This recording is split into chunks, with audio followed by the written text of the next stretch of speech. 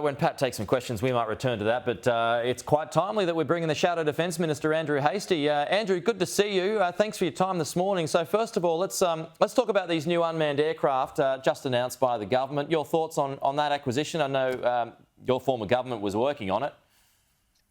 Yeah, the former coalition government was definitely deeply involved with bringing this on, and so we welcome this additional development, particularly because it's a homegrown development and we want to build our defence industry.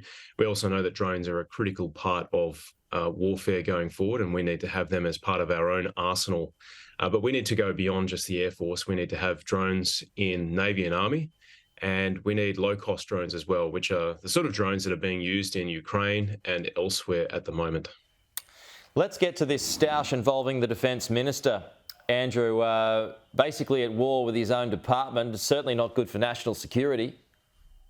Well, what we've seen since April last year when Richard Marles handed down the Defence Strategic Review is no new money. We've seen cuts to capability, and we've seen the deferral of tough decisions like the Surface Fleet Review and also a defence strategy. And now we're seeing dysfunction within his own department, where he has officials briefing against him. And yesterday, in question time, he admitted to giving senior officials like the CDF and the Secretary of Defence a dressing down.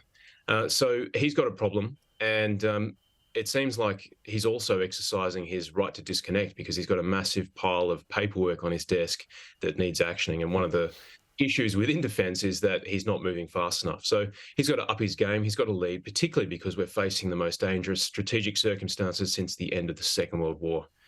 Andrew, is this on Richard Marles, or is this on the seniors at the Defence Department? Because there's for a long time there seems to have been a disconnect between the two, the Defence Department and the senior minister. Well, Richard Marles himself in October of 2022 said that the buck stopped with him as the Minister for Defence.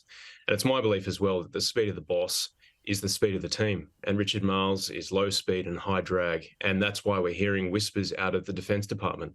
Now, they've got a job to do as well, and they need to rise to the occasion and deliver for the Australian people. So what we need from Richard Marles is to lead, and he's currently a part-time Defence Minister. He's the Deputy Prime Minister, but he's not fully involved in his portfolio.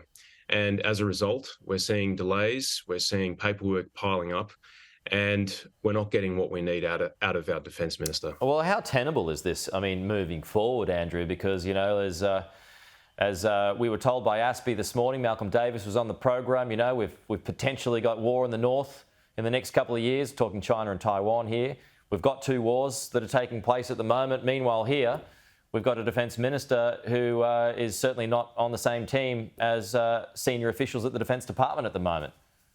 We're in a very dangerous period for our history, and we're currently not able to step up to the plate and operate with our coalition partners. This is a weak government. It's especially weak on national security.